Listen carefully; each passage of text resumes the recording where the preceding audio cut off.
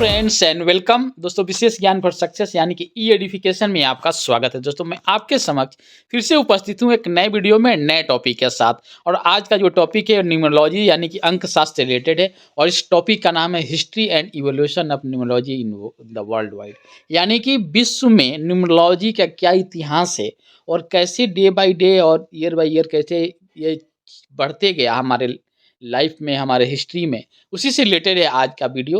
मैं इसमें यही डिस्कस करूंगा कि इसका हिस्ट्री क्या है, कैसे किस सभ्यता में किस टाइम में कौन सा न्यूमरोलॉजी प्रचलित था, उसका क्या सिग्निफिकेंस था, और आज के समय में जो न्यूमरोलॉजी है उसमें कौन से सिस्टम, किस न्यूमरोलॉजी का प्रचलन है और कौन से न्यूमरोलॉजी ज़्यादा यूज होते हैं, उसी के बारे में डिस्कस करने जा रहा हूं दोस्तों।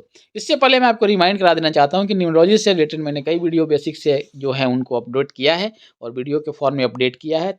अगर आप उन वीडियोज़ को नहीं देखे हैं तो कृपया देखिए और बेसिक्स जो नॉलेज है आपके न्यूमरोलॉजी से रिलेटेड, आपके जो बेसिक्स क्वेश्चंस है, क्या न्यूमरोलॉजी होता है, कैसे कैलकुलेशंस करते हैं, क्या इसमें सच्चाई है, प्रेडिक्शंस का मतलब क्या है, ईच एंड एवरीथिंग मैंने एक्सप्लेन किया है, उसको आप देखिए। अब हम बात करते हैं history and evolution of numerology. तो न्यूमरोलॉजी जो है ये एक मिस्टिकल साइंस है, अकल्ट साइंस का पार्ट है, अंक शास्त्र है ये। और इसका जो डाइवर्स हिस्ट्री है, और अभी से नहीं, हमारे पुराने ज़माने से ये बहुत एंशिएंट सभ्यता से ही चला आ रहा है। हमारे ये कल्चर जैसे जैसे हमारे चेंज हुए, कैसे कल्चर जैसे जैसे डिफरेंट हुए, डेवलप हुए, उसके हिसाब से न्यूमरोलॉजी में भी चेंजेज आई। तो इसका इस जो इतिहास से, जो इवोल्यूशन से काफ़ी बृहद है। इसमें से कुछ पॉइंट को मैं आपके सामने प्रस्तुत करना चाहता हूँ, वो क्या है और किस समय में कौन सा न्यूमरोलॉजी प्रचलित था और अभी क्या सिचुएशन है।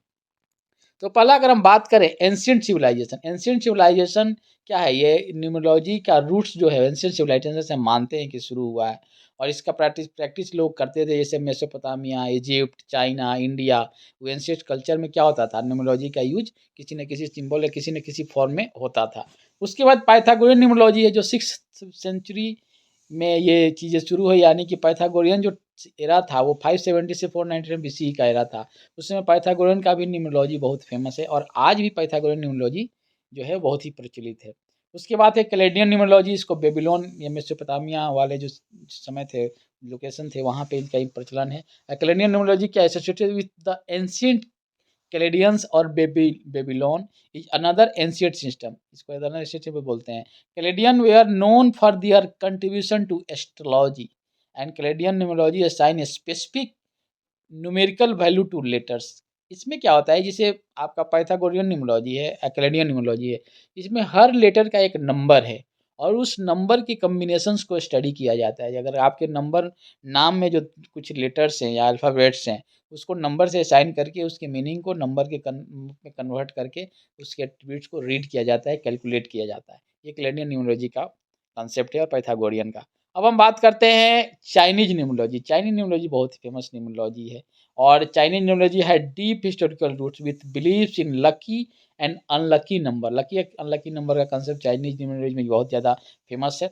और अभी के समय में एक चाइनीज न्यूमरोलॉजी बहुत ही फेमस है जो लोसो ग्रिड के नाम से जाना जाता है और उसके हिसाब से न्यूमरोस्कोप की स्टडी की जाती है और बहुत सारे प्रेडिक्शंस एंड जो हमारे ह्यूमन लाइफ में चीज़ों को जो एक्सप्लेन किया जाता है, इंटरलिंक करके बताया जाता है लोसो ग्रिड से कि क्या है इस नंबर का मीनिंग और कैसे ये इंटर रिलेटेड है किसी भी पर्सन से। उसके बाद हम बात करते हैं इंडियन या वैदिक न्यूमरोलॉजी। वैदिक numerology closely tied to ancient Indian spiritual and mystical traditions. In Vedic numerology, letters of the alphabet are assigned numerical values, and this system is often used in the conjunction with astrology for divination and guidance. Astrology, numerology भी कहीं ना कहीं एक दूसरे से interlinked हैं और ये चीज़ें हमें वैदिक न्यूमरोलॉजी के माध्यम से भी पता चलती हैं।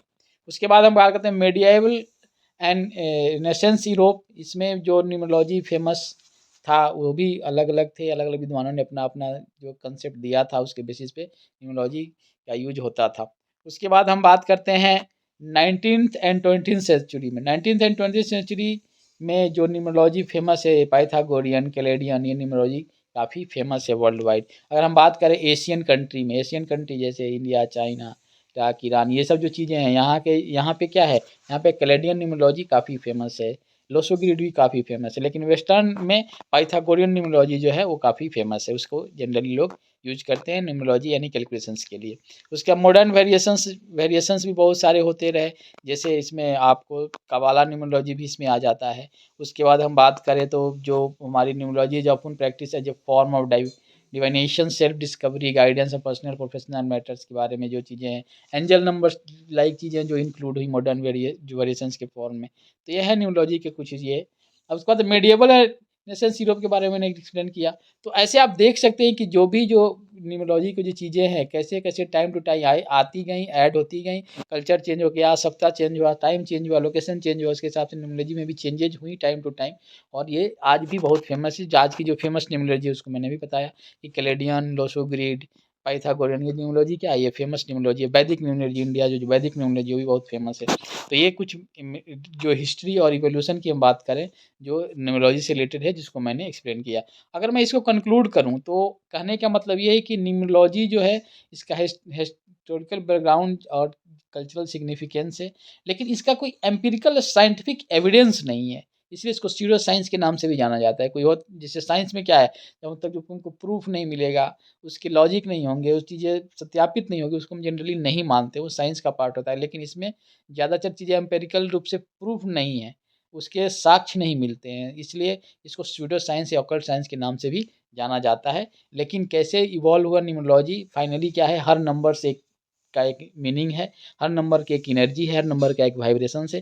चाहे कोई भी आप न्यूमरोलॉजी के सिस्टम यूज कीजिए जो वर्ल्ड वाइड चलते हैं, चाहे पाइथागोरियन हो, चाहे कैलेडियन हो, या वैदिक न्यूमरोलॉजी हो, या लोसोग्रिड हो, फाइनली ये सब क्या है, एक नंबर को इंडिकेट करते हैं। उस नंबर का क्या सिग्निफिकेंस है, उस सिस्टम है, उससे उससे लोगों की पर्सनैलिटी, उनके लोगों के चीज़ों को इंटीग्रेट किया जाता है, और उससे लोगों को इसके नंबर के साथ मैच किया जाता है, और पर्सनैलिटी को, उनके कैरेक्टरिस्टिक को, उनके एट्रीब्यूट्स को बताया जाता है। यही है न्यूमरोलॉजी का हिस्ट्री और इवोल्यूशंस। अब हम आशा करते हैं कि जो ये वीडियो है न्यूमरोलॉजी और अंकशास्त्र से रिलेटेड, इससे अगर आपको कुछ नॉलेज में बढ़ोतरी हो रहा है, कुछ लग रहा है कि आपने कुछ नया सीखा, आपने कुछ विशेष ज्ञान हासिल की, तो इस वीडियो को लाइक कीजिए, शेयर कीजिए, और आपके भी कुछ पॉइंट्स है हिस्ट्री और न्यूमरोलॉजी से रिलेटेड उसको कमेंट के माध्यम से सूचित कीजिए। और आप किस न्यूमरोलॉजी के बारे में ज़्यादा इंटरेस्टेड हैं, अगर उसको जानना चाहते हैं तो भी कमेंट के माध्यम से बता सकते हैं, ताकि हम अपकमिंग कंसेप्ट उस पर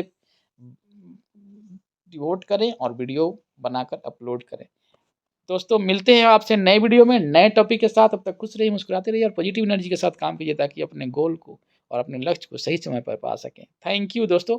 मैं आशा करता हूं कि आने वाला समय जो होगा आपके लिए बहुत ही महत्वपूर्ण और लाभकारी हो।